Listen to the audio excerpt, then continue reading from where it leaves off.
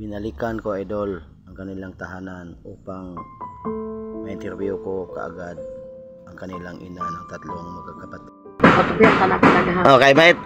Pagas kay kagbuk atong kuan loy, katong gi kuan nanti ka, gi kudakan ti ka. Dili ako sa nagpatupihan niya. Kana angay na patupihan sa gyud.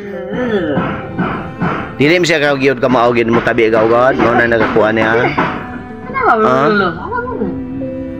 Kani siya play edad anay ni kaning BJ. 22. 22 na siya. Kini 27. Oh, 27 ni si Carlo. Kato si 32. Kanigaw hantod gyud sa tibuok kinabuhi mo pag-antos ni gaw. Kinabuhi gyud ana daw. O mamatay man ko. Oh, mawakas kinabuhi mo ipait kay ni. Magkaluluoy. Kaluluoy kay ni mga bata agaw. Why ko'y kaliwat nga modawat nila. Wait, kaliwat mo dawat ako. Ya ako ay ato sa DS ug simba ko lang.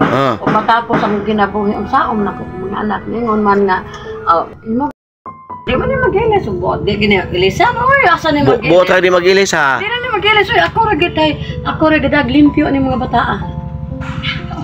No, kaluoy kayo. Pila edad ani niya ron gaw mga 32. 32 ron siya. Pwede ni siya kamo mulong agaw. Dili ka mao sa kaon ra gyud. Kaon ra gini to. Maligo mangga. Kini ligoon pud mo. Oh. Ikaw ray maligo. Oh, doon ako. Imo na pasagda. Dunganon mo ligo. Dunganon ako tulog. Dunganon ako nang tulog ka. Itig pag-antos mo gaw sa. Grabe pag-antos ako. Eh sus. Luoy kay ni lagaw ay wala saon lang. Kaita ni gaw amot pa.